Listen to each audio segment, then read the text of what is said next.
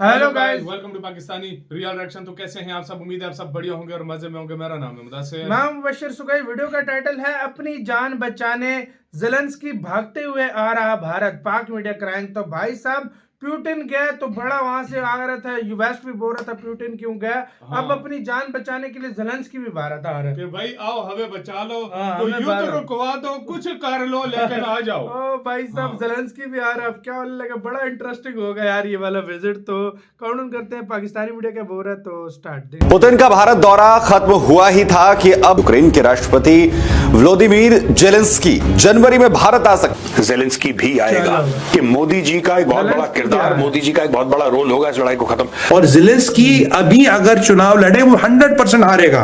वो चुनाव जीत ही नहीं सकता, इसलिए वो लड़ता ही नहीं। अब चुनाव न लड़ना पड़े इसलिए वो युद्ध विराम नहीं करता। रशिया और चाइना बड़ी कोशिश कर रहे थे कि इंडिया को अमेरिका से हटा के एक नया 3 कंट्री अलायंस बनाया जाए। ट्रंप साहब की धमकियां देखी, यूरोप की तरफ से धमकियां देखी, सब तरीके से तमाशा देखा। उसके बाद भी जो दोस्ती है भारत और रशिया के बीच में, उस दोस्ती में दरार नहीं आई। मैं कह रहा हूं कि जब शांति होगी उसमें यह आपको पता लगेगा कि भारत का एक अच्छा खासा रोल था। बाद में 6 माह के बाद या 8 माह के बाद या महीने साल के बाद जब यूक्रेन के अंदर कोई सेटलमेंट होती है तो भाई America will try and come back to establish a relationship with India. Pakistan में 2 जहाज के बीच में मिड एयर कोलिजन हुआ है। एक खबर आई कि भैया एक J-10C है और एक F-16 है। दूसरी खबर कहती है भैया दोनों ही J-10C है। पाकिस्तान ने सीज फायर मानी अमेरिका की और अप्रिशिएट किया। इंडिया ने क्या किया? इंडिया ने ना माना ना अप्रिशिएट किया, क्योंकि उन्होंने अपना डोमेस्टिक नैरेटिव बना के रखा हुआ। एक हिंदुत्ववाइज इंडिया हमें नजर आता है, तो फिर हम देखते हैं तो इंडिया हमें लगता है कि as a country which is sponsoring terrorism as a state policy. नमस्कार दोस्तों, पुतिन के बाद अब यूक्रेन के प्रेसिडेंट ज़ेलेंस्की भी भारत आ रहे हैं और कहा जा रहा है कि उनका विजिट जनवरी में होगा। जिस तरह से रशिया लगातार यूक्रेन पर अटैक कर रहा है और अब रिसेंटली ही रूस ने एक बड़ा अटैक किया है जिसमें यूक्रेन के हर एक सिटी को टारगेट किया गया। इसके बाद अब पूरे यूरोप में खौफ बैठ गया है कि अगर पुतिन को शांत नहीं किया जाए तो रशिया पूरा यूक्रेन को ही निगल सकता है। और ट्रंप रूस से बात करके इस लड़ाई को सुलझाने में बिल्कुल फेल हो गए हैं। इसलिए अब ज़ेलेंस्की भागते हुए भारत आ रहे हैं ताकि ज़ेलेंस्की मोदी जी से बात कर सके और अपनी जान की भीख मांग सके, क्योंकि अगर इसी तरह से रशिया अटैक करता रहा तो ज़ेलेंस्की की मौत निश्चित है। और इस वक्त अगर कोई पुतिन को समझा सकता है और उसे शांत कर सकता है तो वो सिर्फ मोदी जी है। चलिए इसी पर आगे पाकिस्तानी मीडिया का रिएक्शन देखते हैं। पुतिन आए, पुतिन चले गए, उनको भव्य स्वागत दिया गया, रेड कारपेट सेरेमोनियल वेलकम, स्वागत है आपका।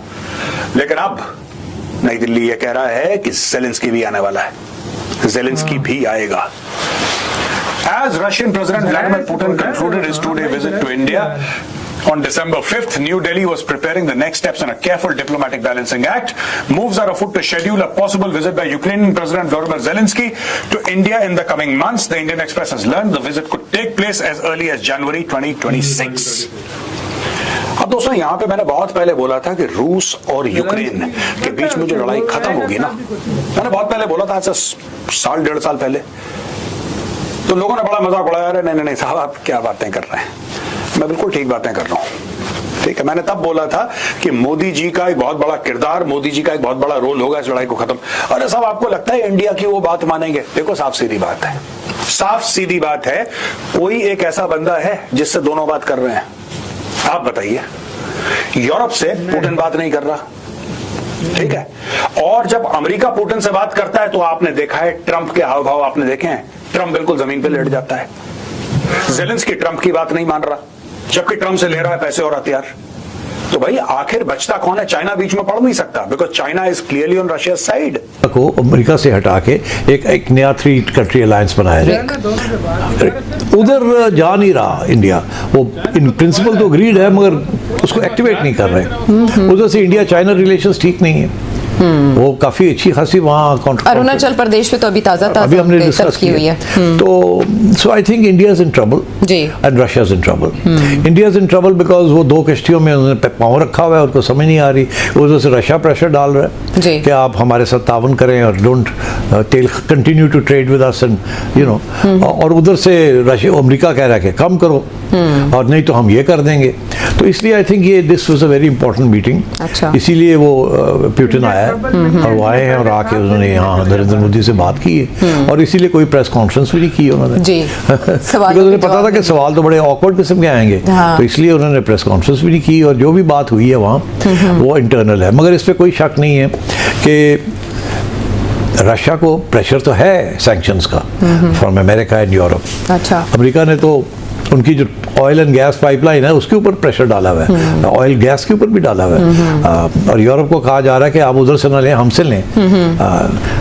और एक उनकी बहुत बड़ी पाइपलाइन थी नॉर्थ स्ट्रीम, वो भी ब्लो अप कर दी थी, पता चल रहा है कि किसने की थी in order to stop Russian gas to from coming into Europe. अच्छा। तो मैं ये समझता हूँ कि India is in a bit of a trouble. अच्छा। और one of the reasons why India is in trouble is that 2024 में गालबन जयशंकर साहब जो है, जो उनके फॉरेन मिनिस्टर हैं, उन्होंने एक किताब लिखी जिसके अंदर उन्होंने प्रेडिक्शन ये की थी कि आगे जी America is going to be the predominant power. अच्छा। और ये इंडिया शिफ्ट हो रहा था हल्का हल्का टुवर्ड्स अमेरिका। नरेंद्र मोदी ने आपने देखा कितनी कोशिश की है। हाँ। और एकदम ये झटका जो लगा है इनको समझ नहीं आ रही हो कह रहा है। के साथ हो यार वीडियो खत्म। यार देखो सीधी सी बात है, इनका मेजर गौरव आर्य की जो बात है वो बिल्कुल ठीक है। यूरोप की पुतिन नहीं सुनता, अमेरिका के सामने, अमेरिका मतलब ट्रम्प जाता है तो उसके सामने लेट जाता है, उसकी भी नहीं सुनता एक तरह से। चीन जो है वो सिर्फ उसकी जो है दोनों तरफ को लूटने के चक्कर में ज्यादा से ज्यादा चीन जो है मतलब वो फायदा देख रहा है। वो कहता है रशिया मेरे नीचे लगा रहा है, वो बिल्कुल यूक्रेन से बात नहीं करता, सिर्फ रशिया से वो लगता है भाई बात, और रशिया को यूज करना चाहता है। बिल्कुल। दूसरी तरफ वाहिद भारत देश है जिसने यूक्रेन भी विजिट किया और रशिया भी विजिट किया। दोनों के पीएम भारत आ चुके हैं, प्रेसिडेंट। और अब ये तुम्हें अगर याद हो, जब से युद्ध स्टार्ट हुआ था हमने यही बोला था कि ये अगर युद्ध रुकवा सकता है तो इंडिया रोक सकता है, वरना दुनिया का मैं कहता हूं कोई भी अभी कंट्री ना आए। एक टाइम पे अमेरिका रुकवा सकता था लेकिन अब उसके भी हाथ से गेम निकल गई। अगर सही मायनों में देखा जाए ना, अब तो गेम अमेरिका के हाथ से भी निकल चुकी है। अगर ये कोई अब करवा सकता है, दो कंट्री भाई अब बच गए हैं, एक इंडिया एक यूक्रेन। खुद वो जो कहे कि भाई हम कोई किसी तरीके से जोड़ तोड़ करके, ये दो कंट्री है भाई, एक यूक्रेन खुद और एक इंडिया। भारत आ रहा है, अमेरिका के भी हाथ से गेम निकल चुकी है। अब मुझे नहीं लगता कि अमेरिका रुकवा सकता, कोई नहीं रुकवा सकता भाई। आप सिर्फ इसको भारत या यूक्रेन खुद पीछे हट जाए तभी हो सकता है, नहीं तो बिल्कुल। हाँ, भारत नहीं तो पुतिन तो वॉर इकोनॉमी बन चुका है। मतलब वॉर इकोनॉमी क्या होता है, जो युद्ध भी लड़ रहा हो और देश भी चला रहा हो और मतलब देश आगे लेकर जा रहा हो, वो तो बन चुका है रशिया। आपकी क्या राय है गाइस, बताना अपना बहुत ज्यादा ख्याल रखना तो यार।